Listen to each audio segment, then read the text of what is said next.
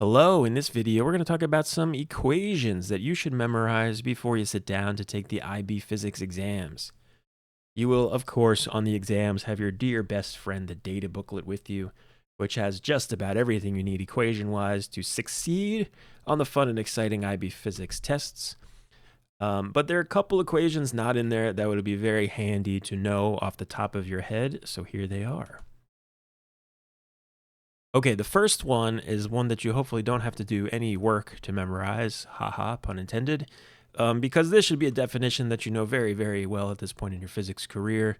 But know what work is. It's the change in energy. It's final minus initial energy, the transfer of energy, the amount of energy that gets added to or taken away from a system is what we're talking about with work. This definition, like equation, should be the first thing you think of before probably you think about the work equals Fs cosine theta, nice equation in the data booklet, which is great if you want to find the work done by a force, but that's not the core crux of what work is.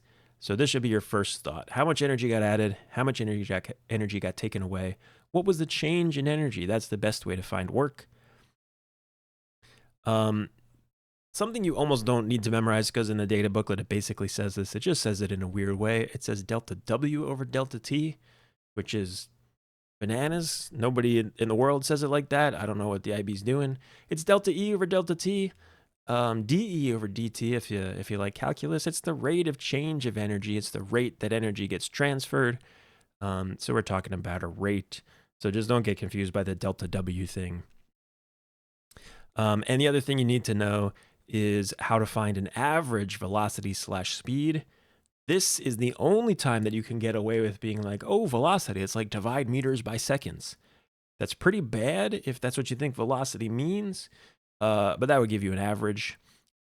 Yes, remember, units don't make an equation. Meters per second squared is not an equation. Meters per second, not an equation. But if you're trying to find an average thing, this will do you just fine.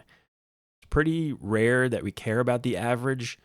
Usually we're talking about like the instantaneous velocity, and you need the Suvat equations probably for that if you're dealing with like displacement and time stuff.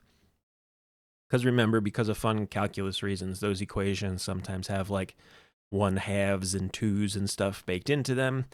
So you don't want to really get in the habit of doing meters over seconds unless you're looking for the average.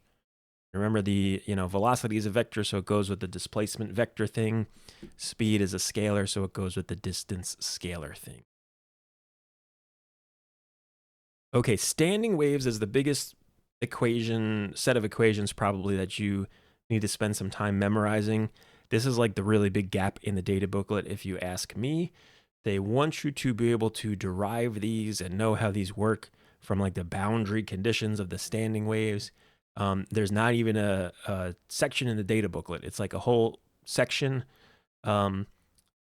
where they include this stuff in C.4, I think, but there's not even a C.4 in the data booklet because they don't give you any equations for this whole little topic. So you need to know how to do this stuff. Ideally, you kind of understand the boundary conditions and where this comes from, that okay, if you have a string fixed at both ends, the rule is that a fixed end has to be a node or else it wouldn't be a fixed end. And so to set up like your fundamental frequency, the frequency of the first harmonic, the frequency of the simplest shape you can set up on a standing wave like this, you would have a half of a wavelength here, if you can picture that. The length of the string in the first harmonic is half of a wavelength. And so you can use our wave equation. The wavelength then would be double the length of the string. I put that in here, multiply frequency by 2 times the length of the string, solve for the F. I get the frequency of this here harmonic. Very similar for a pipe open at both ends, or also a pipe closed at both ends if you want, where you have a half of a wavelength. So ideally, kind of study this and know how the whole anti-node situation works at open end of a pipe versus closed end of a pipe versus fixed end versus free end of a string.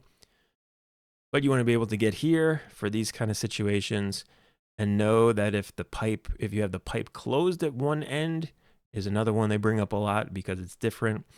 In this case, you got a node at a closed end is the rule, an antinode and an open end.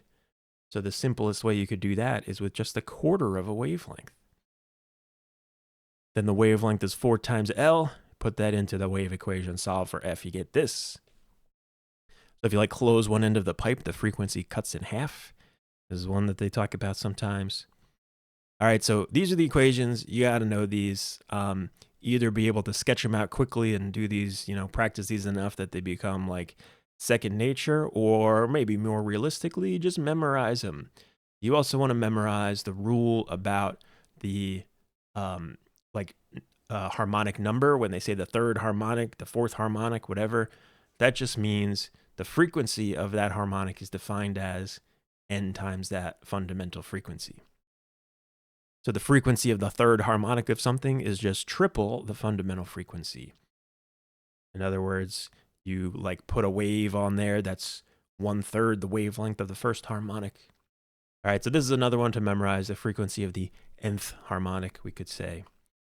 And another piece of trivia while you're at it is, remember, a pipe closed at one end does not have any even numbered harmonics. They don't fit.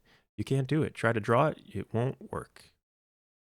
All right, so spend some time studying the standing wave equations, especially because they give you nothing in the data booklet, and you got to know at least enough to kind of cobble these together quick-ish on the exams. Okay, another one that's kind of handy to know. I don't know why they do things the way that they do things. Here in D.1 gravitational fields, they give you a beautiful little combination of equations. They say, hey, here's lug, the law of gravity of the force between any two masses some distance apart. And here's a definition of G field strength. It's force per unit mass.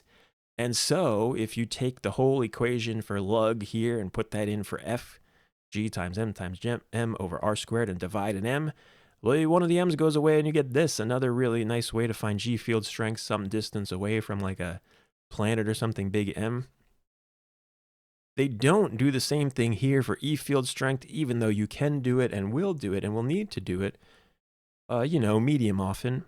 So you can do the same exact thing they did here with lug, which is, since electric field strength is force per unit charge and we have an equation for force between two charges, take this whole thing, Coulomb's law, plug it in for F. One of the Q's goes away, and you could say, here's an equation for the electric field due to a nearby point charge. If you're some distance away from the charge, how strong is the field it's making?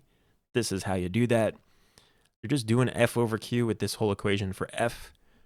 But again, that's like you don't want to have to figure that out on the exam, so make sure you're comfortable with how to do that and why we get here.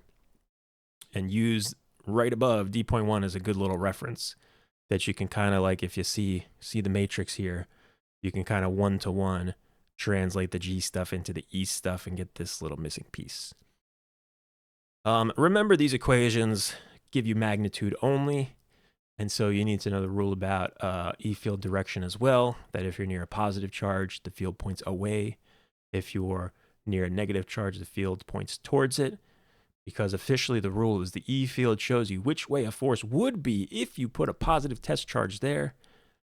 While we're at it, remember, none of these pictures show any pushing or pulling happening at all. It's a field. There's no other object there. It's all very hypothetical. It's like, if you put a charge here, this is what would happen. It would get pushed this way. Okay, some other miscellaneous stuff. One thing to know is intensity equation. There's not really an equation for intensity in the data booklet. Apparent brightness is, I think, about as close as they get. So you want to know the definition of intensity of its power per unit area. So if you're talking about the intensity of a wave, the total power output of the thing making the wave divided by the area it has spread over is officially what you want to do. This comes up a lot concept-wise in an inverse square law, which so many things. Look through the whole data booklet. Look how many yada yada divided by r squareds there are. There's a lot of them. It's a thing because space is 3D. And so, yeah, it's a good one to kind of review the whole reason this happens, the inverse squared law. All that energy just spreads out evenly through space if it's like a point source. And so as you get further and further away, that energy spreads over a bigger and bigger area. And so intensity is your power per unit area. So it's this whole thing where if you like are standing here and you hear a sound from some source over here, if you go twice as far away from the source of the sound, the intensity of the sound is 4 times less because it's spreading out over 4 times the area because sphere stuff. We're doing these like imaginary spheres that the energy spreads over. Okay, so intensity is P over A is a good one to know. Speaking of sphere stuff, this one is crazy to me. This is like a pretty glaring oversight, I think, because there's lots of equations that have surface area of a sphere in them, like, the luminosity equation and such. And they give you like the area of the curved surface of a cylinder and the volume of a cuboid, um, like all of this stuff, and they don't give you the surface area of a sphere. I don't know why. I have looked through the data booklet 50 times. I'm like, surely they put it in here. I don't think they did. They gave you the volume of a sphere, not the surface area. Make sure you know how to do the surface area of a sphere because you're going to have to do it. All right. If calculus people, if you know how volume and surface area relate with like a derivative, maybe you can use that to help you remember that. But anyway, make sure you know how to do surface area of a sphere. It's that 4 times the area of a circle. Okay, and another kind of miscellaneous thing, a sort of like method equation more than anything else, is remember how to do a problem if you have like a calorimetry situation or a heat transfer situation.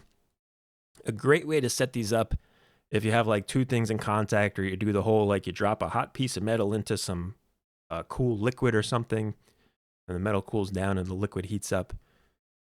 This is really just conservation of energy, so you don't need an equation for this because it's just there's no change in energy is really all this is.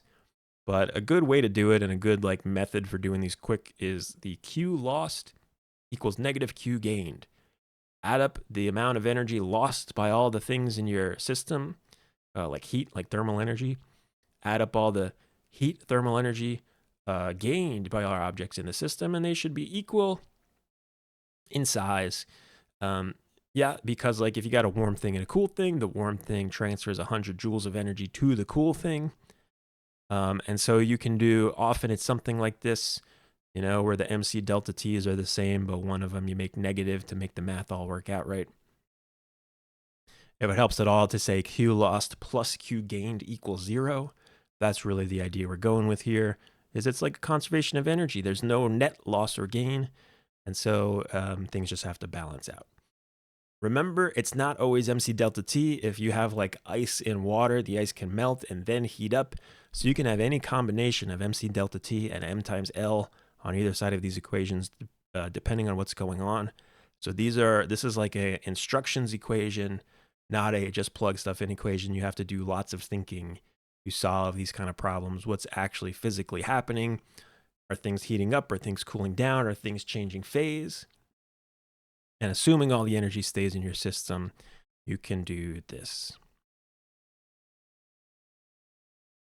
Okay, one last little thing. For HL students, they like to ask you about the energy of a satellite. It is good to be able to put some equations together because they like to give you this graph, which is a very confusing graph. And they ask you the very confusing problems about like, there's a satellite orbiting the Earth, and then it experiences some drag. So what happens to it? And you're like, it slows down, right? Surely it slows down. Drag will slow it down. No, it doesn't. It speeds up and it falls. It like gets closer to the Earth and goes faster. Go figure. Math is why it's a little complicated, but this is the deal. All right, so you want to know like what these curves look like, and knowing the equations can perhaps kind of help you. So you have an equation for potential energy between 2 masses, which is this whole potential energy is 0 at infinity thing. So this is a great equation. You can also find the kinetic energy of a satellite because you have an equation for the orbital speed of a satellite. And so if you use our regular kinetic energy equation, 1/2 mv squared, and plug in like the orbital speed thing for v, you will get this for your kinetic energy, a positive 1/r thing. So it looks like this. And if you add those up, I'm pretty sure you get this, negative gmm/2r. That would be your total energy. So again, like just know how to do these. You don't have to memorize these if you know what's going on. that this is just a fancy version of 1/2 mv squared, and this is just a fancy version of kinetic plus potential. But make sure you can do those kind of quickly. If you can, make these happen, it can help you if they give you the question where they show you these 3 curves and they're like, which one of these is total energy? So those are good to be able to do as well. Okay, there you go. Some equations to memorize to help you out for the IB exams. Add them to the list. Try to practice a little bit with them and see how it goes. All right, good luck. Have fun.